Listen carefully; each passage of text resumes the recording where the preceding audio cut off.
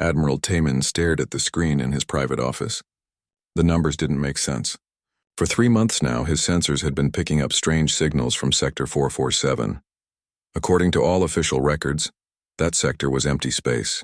Nothing lived there. Nothing had ever lived there, but the signals kept coming. He pressed a button on his desk. Send analyst So Young to my office. So Young arrived within minutes. She was young, maybe 25, with sharp eyes that missed nothing. She had been working in intelligence for only 2 years, but she was already one of his best people. Sir, you wanted to see me? She asked. Taemin turned his screen toward her. What do you see here? So Young leaned forward and studied the data. Her eyes moved quickly across the numbers and charts. After a few minutes, she looked up with a frown. These energy readings are wrong, sir. They show massive industrial activity in Sector 447. But that sector is listed as empty in all our databases. Exactly. I want you to dig deeper. Find out what's really in that sector. So Young nodded and left his office. Taemin watched her go, feeling uneasy. Something was being hidden from him and he didn't like it. 3 days later, So Young burst into his office without knocking. Her face was pale and her hands were shaking. Sir, you need to see this, she said, holding up a datapad. What did you find? I went through the old archives, the really old ones. Most of the files were corrupted or damaged, but I found fragments. Look at this. She showed him a partial file on her screen. The text was broken and hard to read, but Taemin could make out a few words. Sol system. Third planet. Blue world. Dangerous species. What is Sol system? Taemin asked. I don't know, sir. But there's more. Look at this entry. Another fragment appeared on the screen. Terrans. Never surrender. Extreme tactical flexibility. Recommend immediate containment. Terrans? Who are the Terrans? That's what I've been trying to find out. But every time I search for more information, the files are either missing or so damaged they can't be read. It's like someone deliberately destroyed all records of these people. Taemin felt a chill run down his spine. In his 40 years of military service, he had never seen evidence of such complete information destruction. Someone with enormous power had worked very hard to erase all traces of these Terrans. Keep digging, he told So Young, but be careful, and don't tell anyone else about this. The next morning, So Young didn't come to work. When Taemin called her apartment, there was no answer. He sent security to check on her, but they found her apartment empty. All her belongings were gone. Later that day, Taemin received an official message. So Young had been transferred to the Waste Management Division on a distant mining station. The transfer was effective immediately. Taemin knew this was no coincidence. Someone was watching his investigation. Someone powerful enough to make his people disappear. That evening, Taemin visited the Galactic Council archives. He told the guard he was researching historical battle tactics. The old archivist, a quiet man named Hyunwoo, led him to the ancient records section. What time period are you interested in, Admiral? Hyunwoo asked. About 300 years ago. I'm looking for information about unusual military tactics used by unknown species. Hyunwoo's expression changed slightly. His eyes grew wary. That's a very specific request. May I ask why? I'm updating our defensive protocols. I want to make sure we're prepared for any type of enemy. Hyunwoo was quiet for a long moment. Then he looked around to make sure they were alone. Admiral, there are some records that are not supposed to exist anymore. Officially, they were all destroyed 2 centuries ago. But they weren't really destroyed? A few copies survived, hidden away, but accessing them is very dangerous. People have disappeared for asking about the wrong things. Like my analyst who was transferred yesterday. Hyunwoo nodded slowly. Yes, like your analyst. Admiral, what you're looking for, it could get us both killed, but maybe it's time someone knew the truth. He led Taemin deeper into the archives through sections that looked like they hadn't been visited in decades. Finally, they reached a small room with a single terminal. This terminal is not connected to the main network, Hyunwoo explained. What we see here will stay here. He typed in a complex password and the screen came to life. Taemin watched as files appeared that he had never seen before. Files with words like Terra, Earth, Human, and Sol system. Admiral, what I'm about to show you is the most classified information in the galaxy. Officially, this planet never existed. Officially, these people never lived. But they did exist. And they were the most dangerous species the galaxy has ever known. The first file showed an image that made Taemin's breath catch in his throat. It was a blue and green world covered with white clouds. It was beautiful, but according to the data, it was also the home of the most feared military force in galactic history. They called themselves humans, Hyunwoo continued. They came from a world they called Earth. For 50 years they fought every major power in the galaxy, and they never lost a war. Never lost? How is that possible? They didn't fight like other species. When faced with superior numbers, they didn't retreat. When their cities were bombed, they didn't surrender. When their leaders were killed, new ones took their place immediately. They turned every defeat into a victory through pure stubbornness and creativity. Taemin read file after file. The humans had been outnumbered in every battle, but they had developed tactics that no one could predict. They used their enemies' strengths against them. They fought dirty when they had to. They never gave up, no matter how hopeless things looked. Where are they now? Taemin asked. Hyunwoo's face grew dark. That's the real secret, Admiral. They weren't destroyed. The Galactic Council was too afraid to fight them anymore. So they made a deal. The humans agreed to disappear from galactic society. In return, they were allowed to live. Disappear? How do you make an entire species disappear? Very carefully. And with the help of technology we don't fully understand. But Admiral, here's what should worry you most. The signals you've been detecting in Sector 447? That's where Earth used to be located on the old star charts. Taemin felt his blood turn cold. Are you saying they're still there? I don't know. But I know this. Every admiral in the fleet has heard the stories. Late at night, when they think no one is listening, they talk about the humans. They talk about the species that was so dangerous the entire galaxy agreed to pretend they never existed. And they're afraid, terrified, because if the humans ever decided to return, no military force in the galaxy could stop them. They had 300 years to develop new technology and new tactics. 300 years to plan their revenge. Taemin stared at the image of Earth on the screen. Such a beautiful world, such a dangerous species. Why are you telling me this? He asked Hyunwoo. Because the signals are getting stronger. Because people like your analyst are asking questions. Because I think the secret is about to come out whether we want it to or not. As they left the archives, Taemin's mind raced with questions. If the humans were still alive, what were they doing? Were they planning to return? And if they did return, would they come back as friends or enemies? One thing was certain. The galaxy's most carefully guarded secret was starting to crack. And when it finally broke open, everything would change. Admiral Taemin looked up at the stars that night and wondered which one might hide Earth. Somewhere out there, the most feared species in galactic history might be watching and waiting. The thought kept him awake until dawn. Dahyun's cargo ship moved silently through the asteroid field. She had been smuggling goods along the outer rim for 15 years, and she knew how to stay invisible. But today something was different. Her sensors had picked up a strange object floating among the rocks. She steered her ship closer. What she saw made her heart race. It was a ship, but unlike anything she had ever seen before. The design was sleek and powerful, with curves that seemed almost organic. Strange symbols were carved into its hull. What the hell is that? She whispered to herself. Dahyun docked with the mysterious ship and put on her spacesuit. The airlock opened with a soft hiss.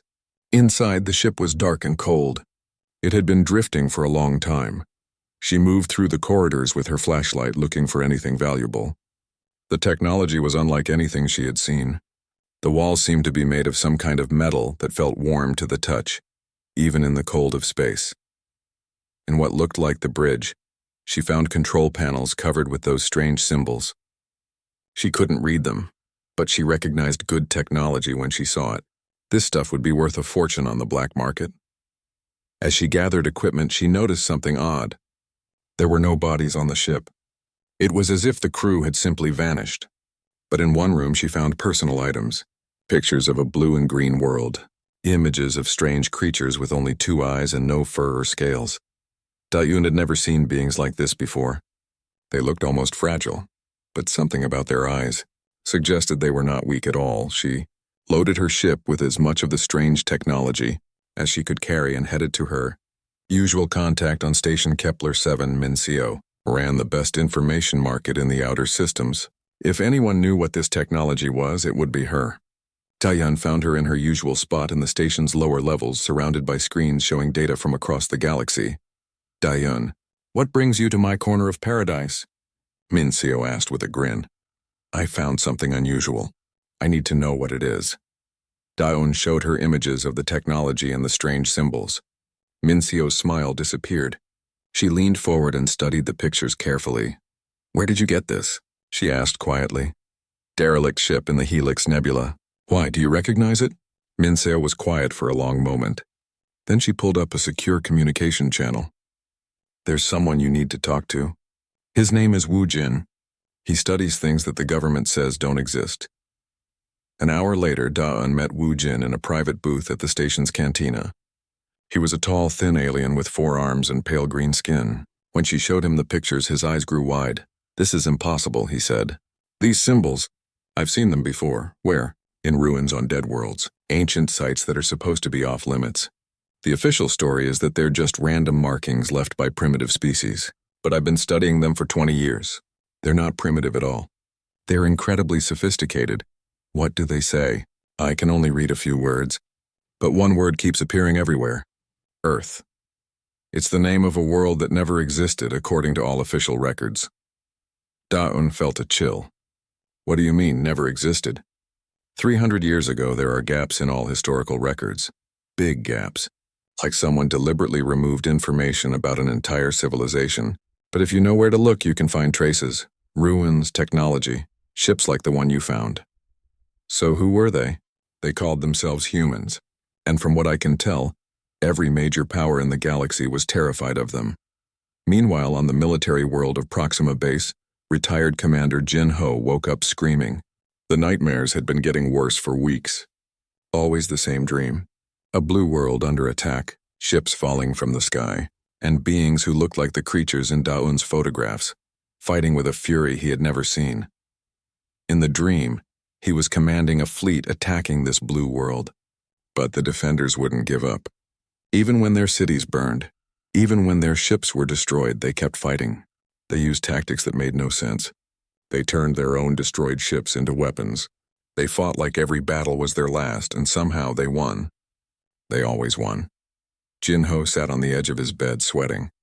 The dreams felt too real to be just nightmares. They felt like memories, but that was impossible.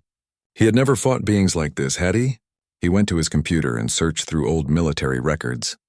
Most of his service record was classified, but he could access basic information about the battles he had fought. But there were gaps. 3 years of his military service had been classified at such a high level that even he couldn't access his own records. What had happened during those 3 years? Jin Ho started making calls to old friends from his military days.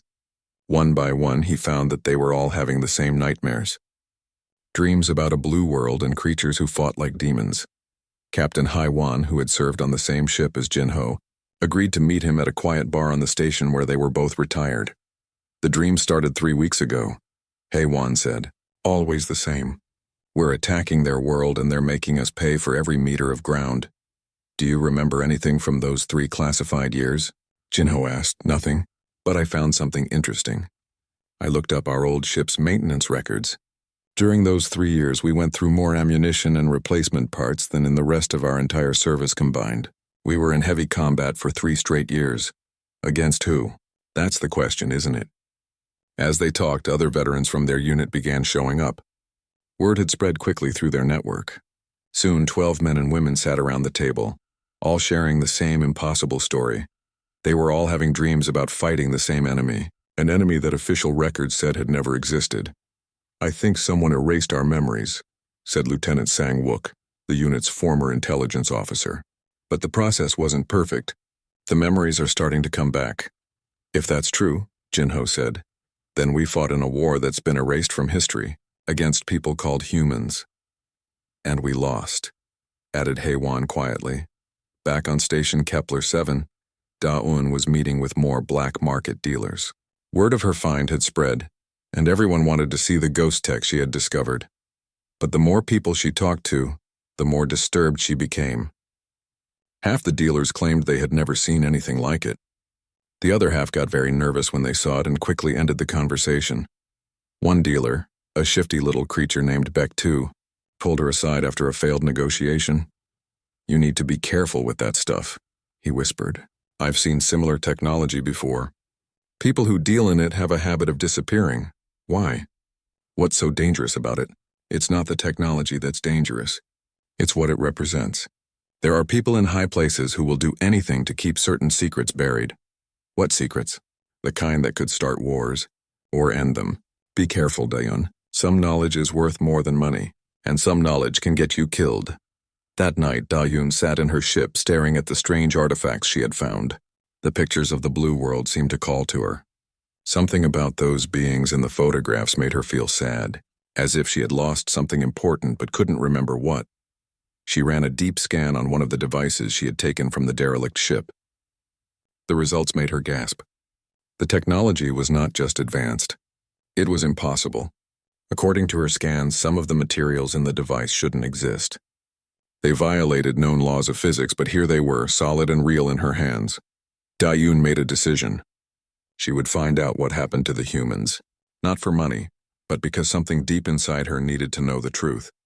Across the galaxy, other people were asking the same questions. Veterans were remembering forbidden battles. Researchers were finding impossible artifacts.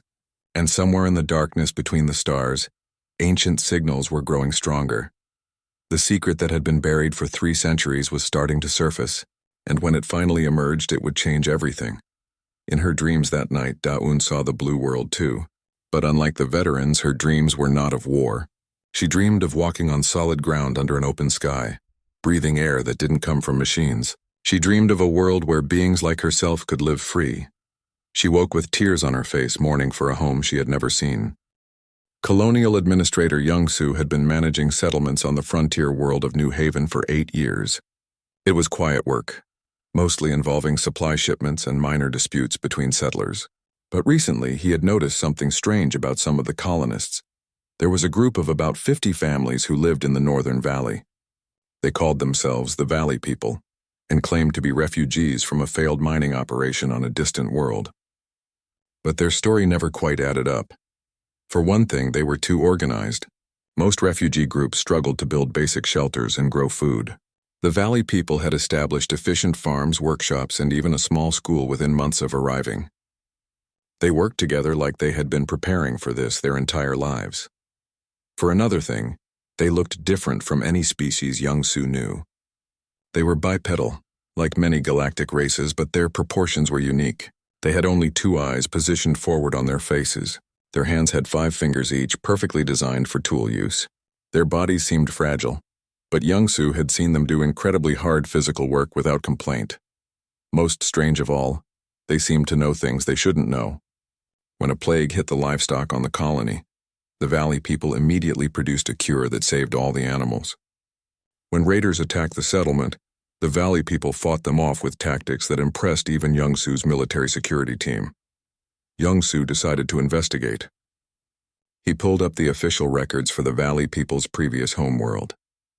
According to the files, the mining operation they claimed to be from had been destroyed in an industrial accident. But when Young-Soo dug deeper, he found that the mining company had never existed. The Valley People had been lying about where they came from. That evening, Young-Soo visited their settlement. He found their leader, a middle-aged woman named Bora, working in her garden. She looked up when he approached, and he saw something in her eyes that surprised him. It wasn't fear or guilt. It was sadness. "Administrator Young-Soo," she said quietly, "I've been expecting you. Have you? Why? Because you're a good administrator. You pay attention to details, and our details don't add up." Young-Soo sat on a wooden bench near her garden. "Bora, I'm not here to cause trouble, but I need to know the truth." "Who are your people, really?" Bora was quiet for a long moment. She looked up at the stars, and Young-Soo thought he saw tears in her eyes. "We are the children of a world that no longer exists in any official record," she said finally. "Our ancestors came from a place called Earth, but that name is forbidden now. We have been scattered across the galaxy, hiding in small groups, keeping our heritage secret. Why? Because 300 years ago our people were too dangerous to be allowed to exist openly. The Galactic Council was afraid of us, so they made us disappear." Young-Soo felt a chill. "Made you disappear? How?" "Some were relocated to hidden colonies. Some had their memories altered and were integrated into other species' populations. Some were given new identities and scattered across the galaxy. But we never forgot who we were. We pass down the stories from parent to child, generation after generation. What stories? Bora smiled sadly. Stories of Earth. Stories of what it means to be human. Stories of why we fight and why we never give up. Over the next few days, Young-Soo learned more about the Valley people. They were part of a vast network of human descendants spread across hundreds of worlds. They communicated through coded messages hidden in normal trade communications. They helped each other find safe places to live and protected each other from discovery. Most importantly, they were preparing for something. Preparing for what? Young-Soo asked Bora during one of their evening conversations. For the day we can go home, she said simply. Meanwhile, on the research station Kepler Prime, xenobiologist Yoonji was making disturbing discoveries of her own. For months, she had been studying genetic samples from various species across the galaxy. What she found didn't make sense. Many species that were supposed to be native to their world showed signs of recent genetic modification. Not random mutations, but careful, deliberate changes that improved their chances of survival.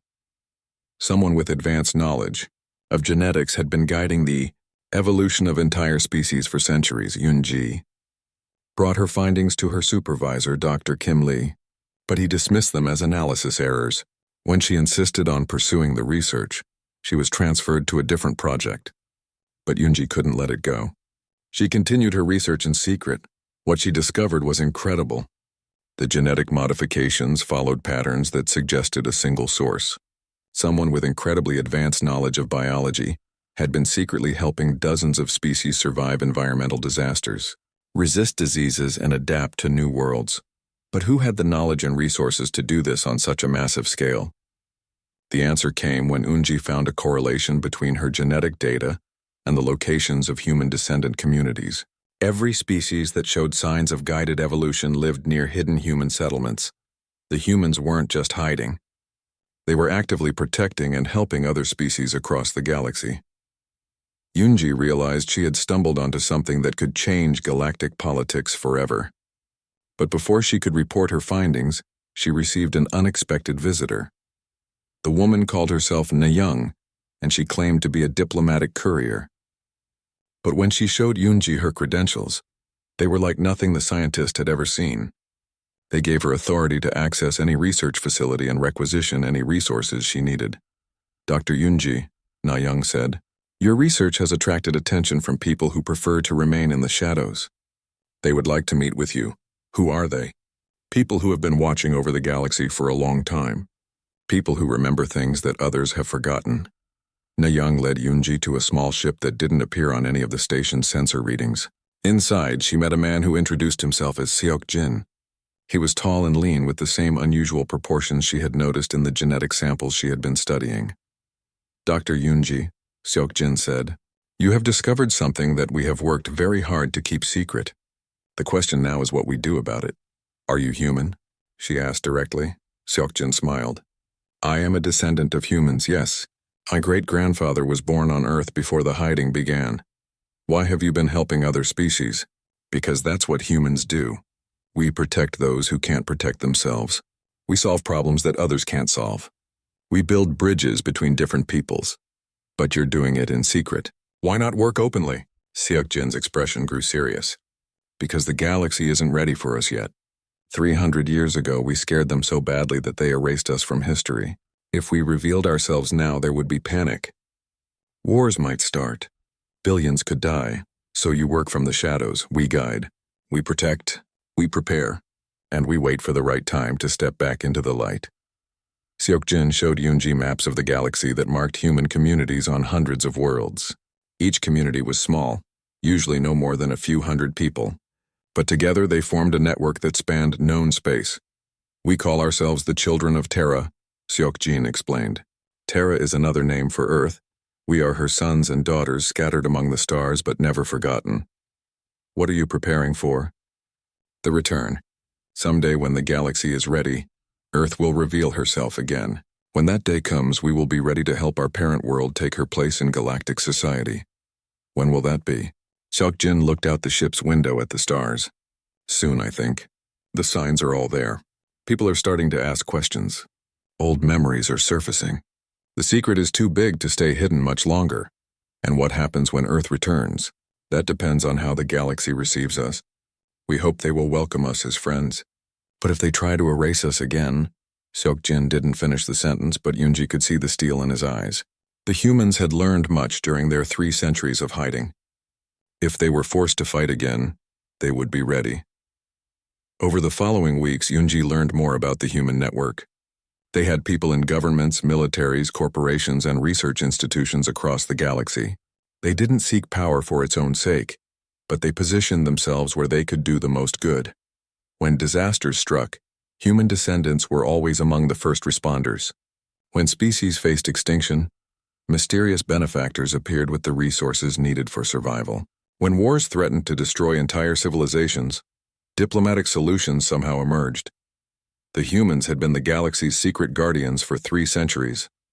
Why tell me this? Yoonji asked Nayoung as their meeting came to an end. Because you're going to be part of it now. Your research has revealed too much for you to simply go back to your old life. But more than that, we think the galaxy needs scientists like you to help prepare for what's coming. Which is? The end of the hiding. Earth is preparing to reveal herself, and when she does, everything will change. As Yoonji returned to her station, her mind raced with the implications of what she had learned.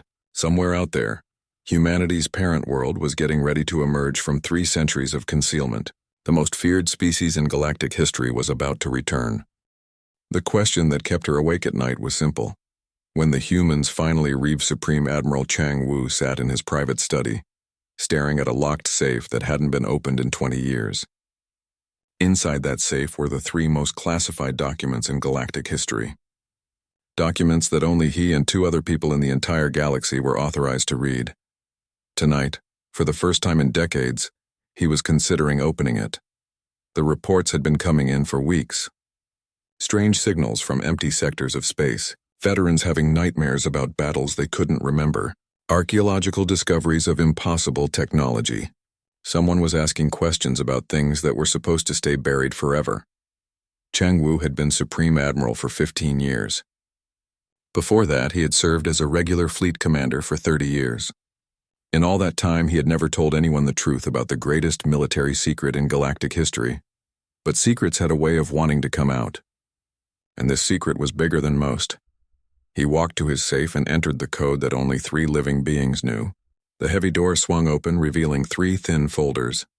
Each folder was marked with symbols that no computer system would recognize. Each folder contained enough information to start a galactic war. Chang Wu picked up the first folder. It was labeled The Terran Conflict Final Report. He had read it dozens of times over the years, but it never got easier. The report detailed the final 3 years of what history books called the Border Wars. But that name was a lie. The Border Wars had been a cover story. The real war had been fought against a single species from a single world, a species called humans. A world called Earth. Chang Wu opened the folder and looked at the first page. It showed casualty figures that still made his stomach turn. In 3 years of fighting, the combined galactic fleets had lost over 2 million ships and 40 billion crew members. The humans had lost maybe a tenth of that. The humans had been outnumbered 1,000 to 1. They should have been crushed in the first week of fighting. Instead, they had brought the galaxy to its knees. Chang Wu remembered reading the tactical reports from those battles. The humans didn't fight like any known species. When their fleets were destroyed, they built new ones from the wreckage. When their planets were invaded, the entire population became soldiers. When their leaders were killed, new ones stepped forward immediately. Most disturbing of all, they learned from every defeat. Each battle made them stronger, smarter, more dangerous. They adapted to new tactics faster than the galactic fleets could develop them. The second folder contained psychological profiles of human prisoners.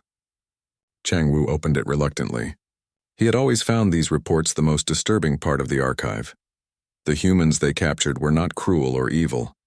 They were ordinary people defending their homes. But they had a quality that no other known species possessed. They absolutely refused to give up no matter how hopeless their situation became. One report described a human soldier who had been captured after his entire unit was killed. The interrogation transcript was 12 pages long. On every page, the human's answer to every question was the same. I will escape. I will return to Earth. I will continue fighting.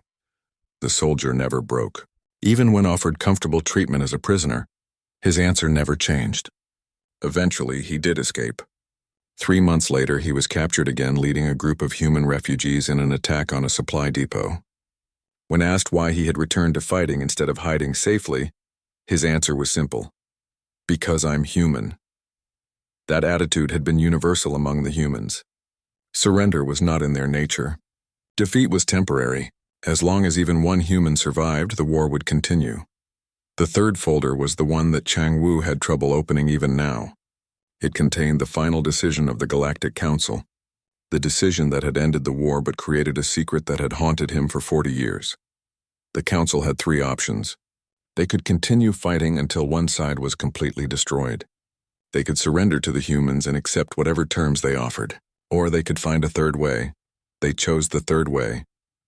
Chang Wu heard a soft knock on his office door. "Come in," he called. Military historian Hye Jin entered and saluted. She was young, maybe 35, with the keen intelligence that made her one of the best analysts in the fleet. She was also starting to ask dangerous questions. "Admiral, you wanted to see me? Sit down, Hye-jin. We need to talk." She sat across from his desk, and he could see the curiosity in her eyes. She had been researching discrepancies in the official histories of the border wars. Her work was getting uncomfortably close to the truth. "I understand you've been finding gaps in our historical records," Chang Wu said. "Yes, sir. Significant gaps. Battle reports that reference engagements that don't appear in any official log. Casualty figures that don't match the reported enemy strength. Supply records showing massive expenditures for a war that was supposed to be minor. What do you think explains these discrepancies?" Hye-jin hesitated. "Sir, I think the border wars were much larger and more serious than the official records indicate. I think we were fighting an enemy that was far more dangerous than any public report admits." Chang Wu nodded slowly. "You're right. The question is, what do we do about it?" He turned his computer screen toward her and entered a code that unlocked classified files. Hye-jin's eyes widened as she saw access levels she had never known existed. "What you're about to see is known to exactly 3 people in the galaxy," Chang Wu said. "Myself, Council Leader Subin, and former Council Member Dong Hyun. After today, you'll be the 4th. He showed her the first battle report from the real Terran War.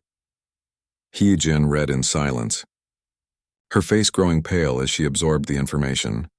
"This can't be right," she whispered. "These casualty figures. We lost entire fleets? Every word is true.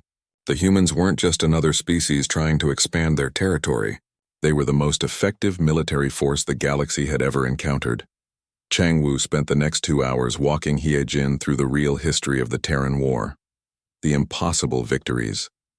The tactical innovations that changed warfare forever. The psychological profile of a species that simply would not quit fighting. "I don't understand," Hye-jin said finally. "If they were winning, why did the war end? Where are they now?" Chang Wu opened the 3rd folder. "This is the hardest part to explain. The war ended because we made a deal with them." "What kind of deal?" "We agreed to leave them alone. Completely alone. In return, they agreed to disappear from galactic society." "Disappear? How do you make an entire species disappear?" Chang Wu pulled up a star chart that showed the galaxy as it had been 300 years ago. A red dot marked the location of Earth in what was now empty space. With technology we didn't understand then, and still don't understand now, Earth was moved out of normal space-time, hidden in what their scientists called a temporal pocket. From our perspective, it simply vanished. But the humans living on other worlds were given new identities and integrated into other populations, or relocated to hidden colonies. Their memories were modified when necessary. Within 50 years, it was as if they had never existed. Hye-jin stared at the empty space on the star chart where Earth had been. And they agreed to this? Their leaders did. They were tired of war, too. They wanted their people to have a chance to live in peace. But there was a condition. What condition? Chang Wu's expression grew grave. If the galaxy ever faced a threat that it couldn't handle alone, Earth would return. The humans would resume their place in galactic society and help defend their former enemies. Do you think that will ever happen? I think it's happening now.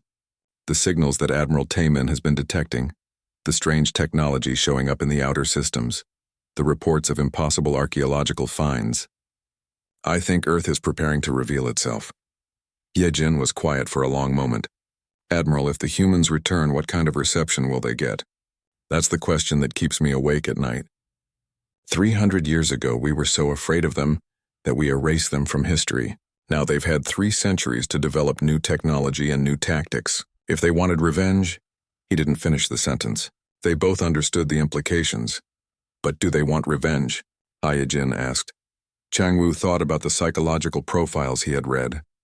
The humans had fought with incredible ferocity, but they had never been cruel to prisoners. They had defended themselves with determination, but they had never shown signs of enjoying the violence. I don't know, he admitted, but I know this. If they return as enemies, no military force in the galaxy could stop them, and if they return as friends, they might be the salvation we need. Salvation from what? Changwu pulled up the latest intelligence reports. The Devourers are moving again. The machine civilization from beyond our galaxy has started probing our outer defenses. Our analysts estimate we have maybe 5 years before they launch a full invasion. Hyojin felt her blood turn cold. The Devourers were a machine species that consumed entire worlds for raw materials. They had destroyed 3 neighboring galaxies and were slowly working their way toward theirs. Do you think the humans can stop them?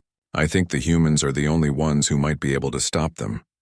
300 years ago, they proved they could Deep in a hidden facility that existed between dimensions, Jae-sung stood before a massive holographic display showing the real-time status of Earth.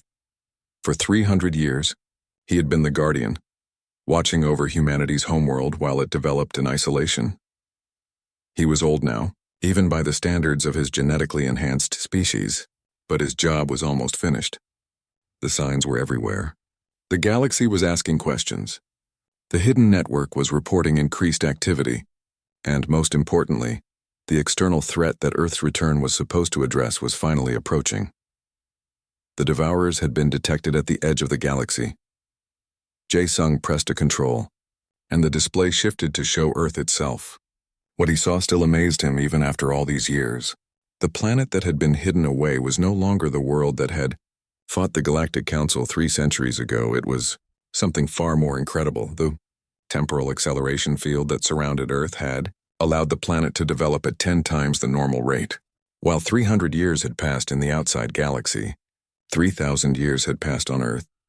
3,000 years of uninterrupted progress, free from the constraints of galactic politics and war. The Earth that was preparing to reveal itself was beyond anything the galaxy had ever seen. Cities floated in the sky, connected by streams of pure energy. Oceans teemed with engineered life forms that cleaned the water while providing unlimited resources. The polar ice caps had been converted into massive, computational matrices that helped manage the planet's incredibly complex ecosystem. But most impressive of all were the humans themselves. They had not just survived their isolation, they had thrived. The population had grown to over 50 billion, but the planet was more beautiful and pristine than ever. Disease and aging had been eliminated. Every human had access to genetic enhancements that improved intelligence, strength, and longevity. They had also developed technology that made their old enemies' equipment look primitive by comparison. Ships that could travel between galaxies in days, weapons that could reshape matter at the atomic level, defensive systems that could protect entire solar systems, but perhaps most importantly, they had developed wisdom. Jae-sung opened a communication channel to Earth's surface. The face that appeared on his screen belonged to Mi-young, Earth's current leader. She looked young, maybe 30, but Jae-sung knew she was actually over 200 years old. "Guardian Jae-sung," she said with a slight bow, "I was expecting your call." "The time has come, Leader Mi-young. The galaxy is ready for our return." "Are they? After 3 centuries of believing we never existed, are they truly ready to accept us back?" Jae-sung had been asking himself the same question. Ready or not, the Devourers are coming. Without us, the galaxy will be destroyed within a decade. Mi-young nodded. Our long-range sensors have been tracking their advanced fleets. You're right. The galaxy needs us now. What is the status of the return protocol? All preparations are complete. Our hidden settlements throughout the galaxy are ready to reveal themselves. Our technology packages are prepared for distribution. Our diplomatic teams are standing by. We can initiate the return at any time. Jae-sung felt a weight lift from his shoulders. After 3 centuries of watching and waiting, his vigil was almost over. There is one concern, Mi-young continued. Some of our hidden communities are reporting hostile reactions from local governments. There are still people in power who would prefer that we remain erased from history. That was expected. Not everyone will welcome our return, but we have allies as well. Supreme Admiral Chang Wu has been preparing the military leadership. Council Leader Su Bin has been working to prepare the political leadership. The transition should be manageable. Mi-young looked thoughtful. Guardian, when we reveal ourselves, we're going to shock the galaxy. 3,000 years of advancement is going to seem like magic to them. How do we convince them that we're still the same species they once knew? By showing them that we haven't forgotten why we fight. We don't fight for conquest or glory. We fight to protect those who cannot protect themselves. Across the galaxy, the hidden network of human descendants was receiving a simple coded message. The sun rises. It was the signal they had been waiting for their entire lives. The signal that meant Earth was ready to return. Kyung-ho had spent his life as the regional coordinator for human communities. In the Outer Rim, his great-grandmother had been one of the original refugees from Earth. His grandfather had helped establish the hidden settlements. His father had built the communication networks that kept the scattered communities connected. Now it was his turn to help bring his people home. He activated the emergency broadcast system that had been installed in every human settlement 3 centuries ago. Within minutes, he was connected to coordinators on hundreds of worlds. My friends, he said, looking at the faces on his screen, the waiting is over. Earth has returned and we are no longer alone. The reaction was immediate. Some of the coordinators cried. Others cheered. All of them felt the same sense of relief and joy. After 3 centuries of hiding, they could finally reveal who they truly were. But the return was not without risks. On the industrial world of Kepler 9, the local human community found their settlement surrounded by military forces within hours of the announcement. Governor Veltar had decided that the return of humanity posed a threat to his rule. You will remain in your settlement until this crisis is resolved, he announced over loudspeakers. Any attempt to leave will be considered an act of rebellion.